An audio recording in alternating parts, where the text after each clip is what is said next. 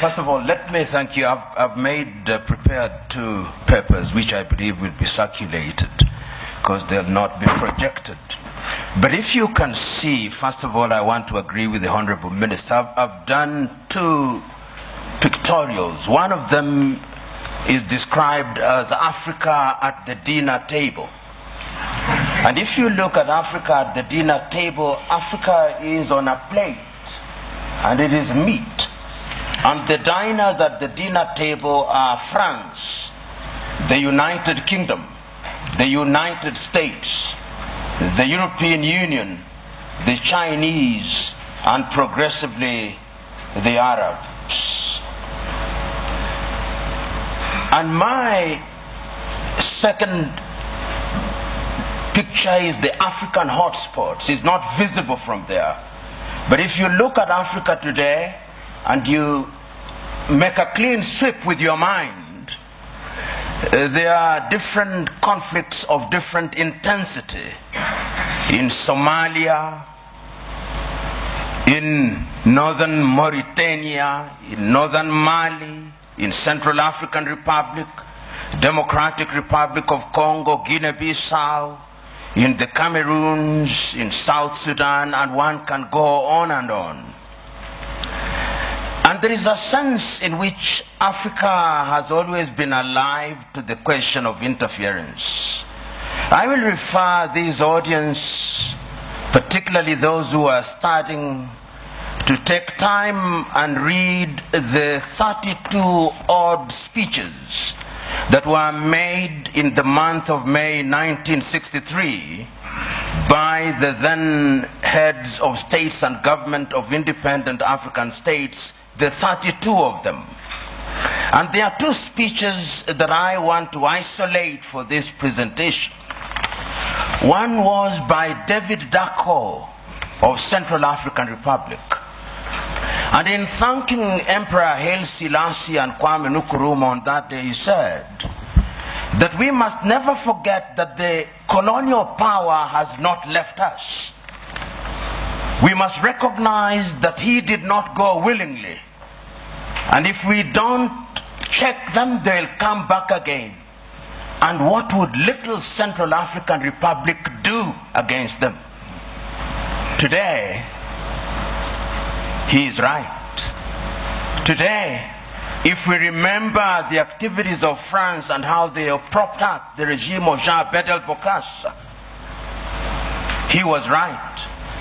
Today, as the Honorable Minister has indicated, Africa remains the only continent in the world that is referred to in these terms, Anglophone, to mean that we are a sphere of our erstwhile colonizers. About 2 weeks ago, there was a meeting of the Commonwealth in London, England. And a friend of mine who is an Anglophile sent me the photograph very gleefully, saying this is a meeting of 53 equal states. I told him, no. If it was so, why is it that the leadership of the Commonwealth is hereditary rather than rotational? In other words, in the minds of the British, her former colonies are still under her tutelage. And I want to submit to us that in the minds of what I'll call the conceptual West, they think they have a divine duty to instruct Africans what to do. True.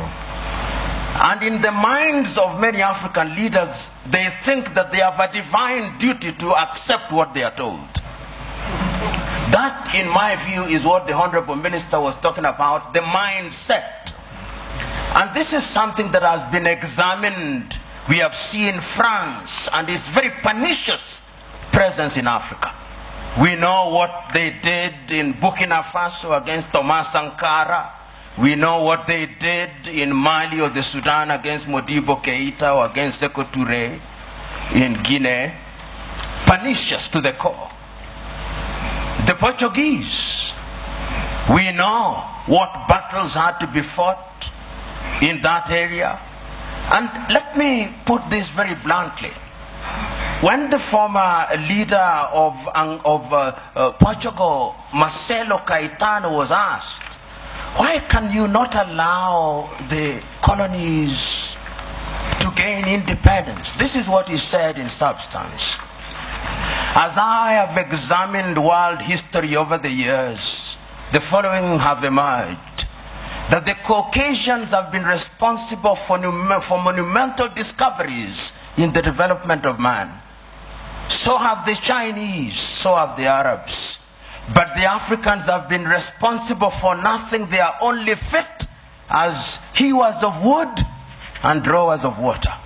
And I want to submit to you who are present here that in the conceptual West and guarded moments, that is what they think. And that is how they relate to Africa. So the whole idea that they will interfere is something that they think is their God-given duty. I said there were two speeches in 1963 that I wanted to refer to. I referred to David Dako. The second one was the speech by Kwame Nkrumah. And Kwame provided the solution. He did not complain about colonialism. He said, we must live here with one army, with one command. We must live here with one currency. We must live here with one currency, one country. I do not know where its capital will be, but I suggest Leopoldville or Bangui. Other leaders may have their thoughts. Kwame was right, but who listened to him? Several years down the line, and I've said it in my paper, there were coup d'etats which were engineered, there were mutinies which were engineered, and other forms of destabilization. And I want to believe that the person who actually said it very well in the 1980s was the former American President Ronald Reagan. He said, the United States of America does what is in her best interest. And I agree with him. Does Africa do what is in her best interest? Do African leaders do what is in the best interest of Africa? Interference will be there in very blatant and brazen ways and in subtle ways. I've always asked, until very recently, how many African countries manufactured bullets? Very few. Until very recently, how many African countries, in fact, how many African countries manufacture jet fighters? How many African countries are involved in the arms industry? Some of the leading conceptual West countries which pontificate to us about prizes, peace prizes, are the leading manufacturers of landmines. And if you look at their foreign exchange earners, it is the military and security items. So they say with their mouths, what do they not believe in their hearts? In Kiswahili we say, vita vya panzi furaha ya kunguru. That when the locusts are fighting, it is the joy of the hawk. Because when they kill each other, they get the food easily, dead. It is in the best interest, I dare submit, without fear of contradiction, that the elite in the conceptual West does not want Africa to stabilize, despite their assertion to the contrary. And you'll see it in every country, because conflict is a major industry. Today, you look at South Sudan and the many peace conferences that are being held, but if you ask who supplies the arms, who provides safe havens, it is the conceptual West. And when I use the term conceptual West, I'm saying that it extends to countries which are geographically not in the West, like Australia or Canada. So I'm submitting in answer to your question, Joe, that interference is there, and it is part, to use this old cliche, of the neo-colonial project.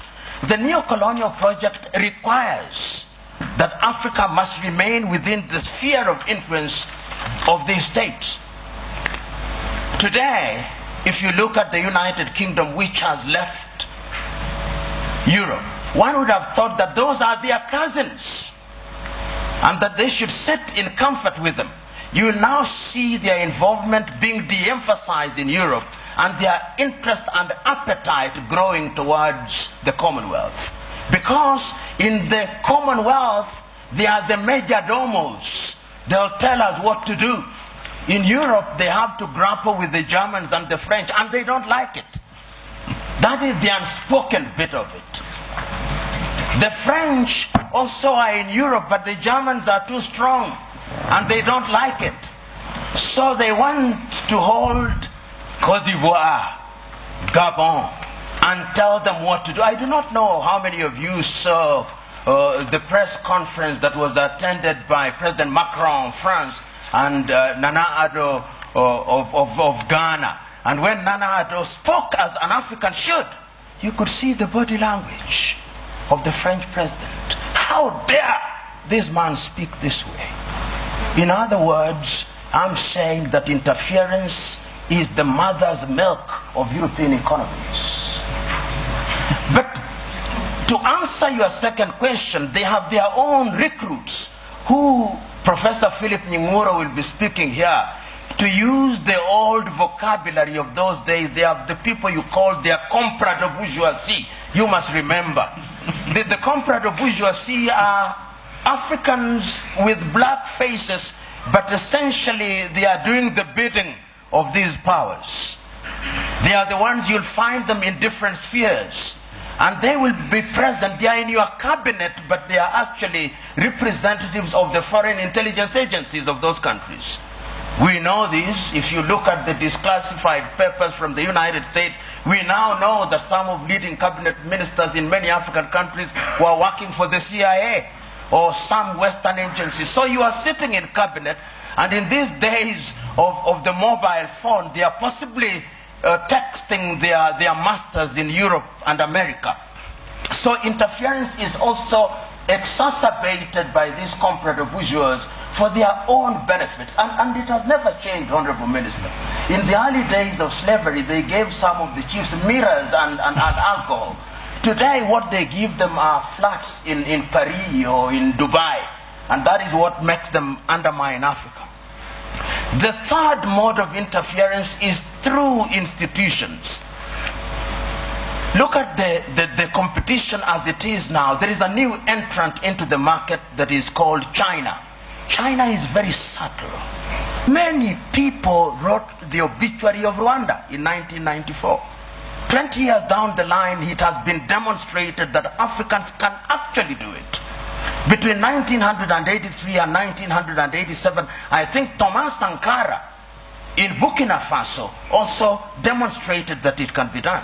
We saw in Somalia, despite their problem. So my prescription is African unity. Africa must now begin to negotiate initially in terms of blocks, SADC, ECOWAS, East African Community, and ultimately as African Union. And lo and behold, we must do it. And I've always said this cliche, we must do it, because if we don't do it, we will be done. Thank you.